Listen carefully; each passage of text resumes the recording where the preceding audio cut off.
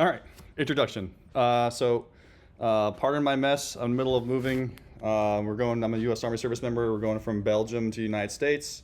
So, boxes, and this is like the best I can do it without interruption. Introduction. My name is Kevin S. Today we'll be doing a presentation on Chaplain Wolford. But first I want to give a little background on the location where we're stationed at in Belgium. We're stationed at a base called SHAPE. SHAPE stands for Supreme Headquarters Allied Powers Europe. Our unit is also geographically dispersed across all of Europe. So we have service members in the United Kingdom, Germany, Norway, here in Belgium, everywhere, Poland. With our unit, we have a chaplain. The chaplain is responsible for carrying out the religious duties for the organization.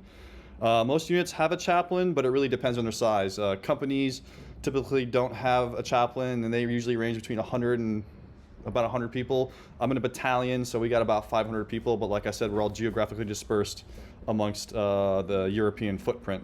So that's the background. All right, so now that we established the context, talk about Chaplain Wolford's background. Chaplain Wolford graduated with a Master's of Divinity after attending seminary at Nazarene Theological College for 3 years. Before attending seminary, he earned his bachelor's in ancient language. He learned Greek and Hebrew. Chaplain Wolford explained it takes about 76 to 90 credit hours to earn a Master's in Divinity. He explained that many people can still minister without a Master's, but the Master's of Divinity is the gold standard. He continued to explain that to become a chaplain for the Army, it requires a minimum of 2 years of documented ministry. So when someone earns their Master's, they cannot just join immediately in the U.S. Army Chaplain Corps. Before he joined the Army as a chaplain, Chaplain Wolford had 10 years of experience ministering as a preacher in his community.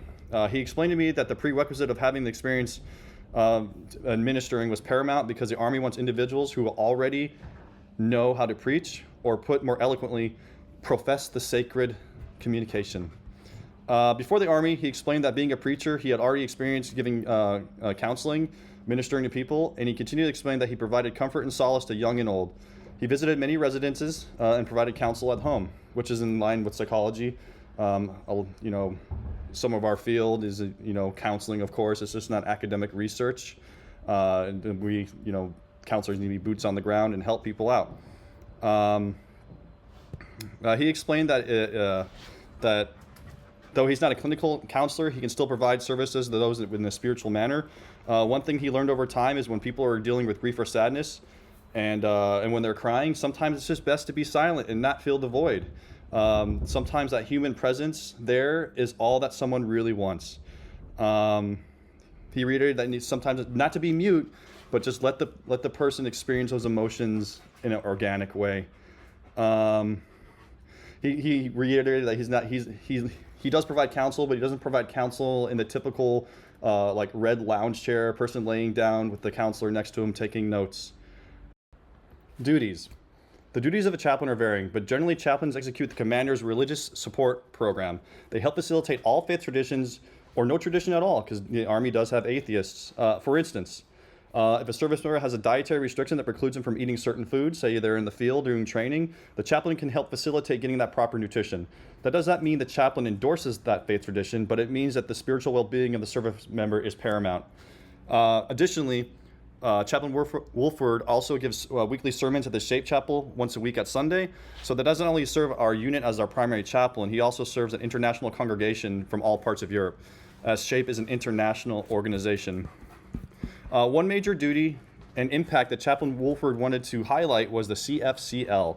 CFCL stands for Command Funded Chaplain Led Event. What makes these events unique is that they are not taken from alms or donations or from the Chaplain Corps itself, but rather they are funded by the unit. Before Chaplain Wolford arrived, the CFCLs, when the unit held one, there was not much effort getting the dispersed Army population to the event. So essentially, unless you were in the area, you would not go unless you provide your own transportation. Chaplain Wolford made it a point to conduct these CFCLs once per quarter per organization, because we have organizations, all different companies, Alpha, Bravo, Charlie, Delta, and every one of these companies are in different locations. And so once per quarter, Chaplain Wolford would go to Poland, and then he would go to Brussels, and then he would go to the UK. So once per quarter, he would visit a different outstation, as we call them. During these events, they would be held at the chaplain would cover topics of spiritual readiness training and discussion of what spirituality is and how someone quote unquote strengthened their spiritual core. Other topics included such as a life worth living, ask probing questions like what does a good life look like, and what is the role of suffering play in my life. These spiritual lessons are taught in a fun and engaging way. What makes these events so important is that they are they had a measurable downtrend, and here's where the kind of the psychological aspect kind of related to the chaplain fields and spirituality is that there was a measurable downtrend in negative events such as suicidal ideation, legal troubles, and early returns of dependence. So these CFCL, these events would have a measurable impact on the mental health and the behavioral health of the population. And also there was an upward trend in emotional resilience, spiritual resilience, and relationship building. He argues that these events are effective if you can imagine. Many service members are in a foreign country, do not speak the language of the locals, and are away from home, and do not have any connections to any other service members they work with. So essentially they're isolated. But with these events and service members and their families, with these events, there's a group healing, a spiritual and mental healing, and a connection with one another. These events help reduce isolation and form a better and stronger community.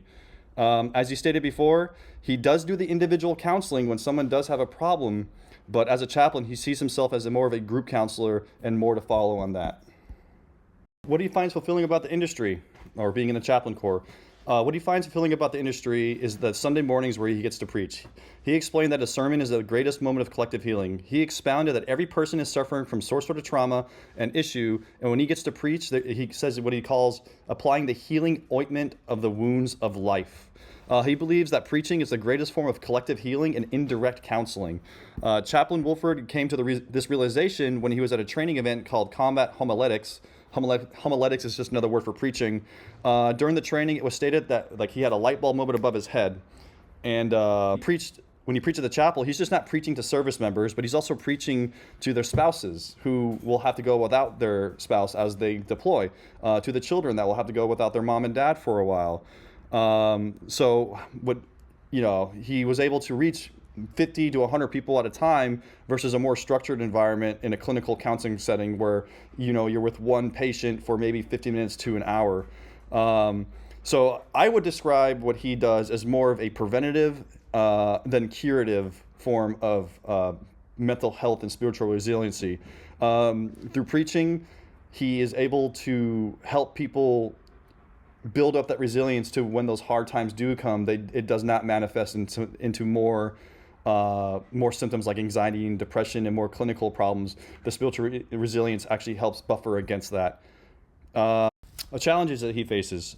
Some challenges Chaplain Wolford described was with working with individuals with substance abuse problems, but not the way you think.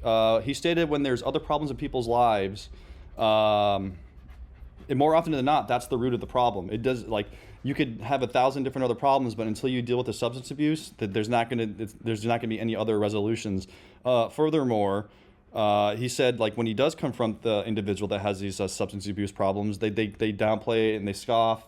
And as he said, like, that's the most frustrating part, is because he wants to help people. He'll sit down and do multiple counseling sessions on individuals, but the root cause is usually a substance abuse problem. And then if they don't fix that, they cannot fix anything else. Professional growth. One program that he highly recommended to other chaplains, and I would recommend to actually counselors as well, is called CPE. CPE stands for Clinical Pastoral Care. So basically what it is it's a unit. It's like you take it, it's an online course, you do it in person. But what the point of the course is to remind the chaplain of their own humility and their own humanity.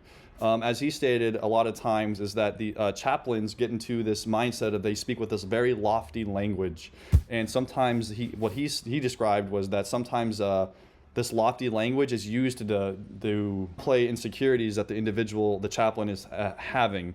So what this whole point of the CPE was to actually remind you that you are human, even though you are called by your higher power to serve, but you still are human and you still do have problems. And I think that also could apply to the field of psychology and psychiatry, is because a lot of times we also use really high, lofty language when describing problems. And I think that we also need to be reminded that we are human too, and we do have our own issues. Recommendations for a student. He recommended to any student that wants to become a chaplain to really dial in their faith tradition, completely formed and complete in their faith identity.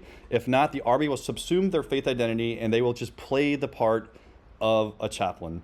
I asked him, would you say that the chaplain corps puts faith first and the Army second? And he absolutely agreed, which is quite a reversal of traditional Army values. Usually the Army is put the Army first and the person second, but in the chaplain corps, it's faith first and then the Army.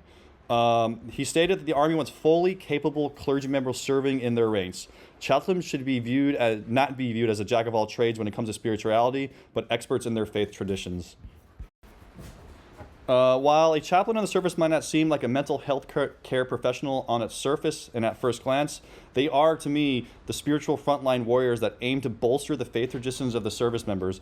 Whilst bolstering the faith and the spiritual resilience, it in turn bolsters the mental health resiliency, because I think that, and the research shows that having strong spirituality, whether mostly Christianity shows the studies, I don't know about the other studies, but it shows that it serves as a buffer for like negative things that happen in life.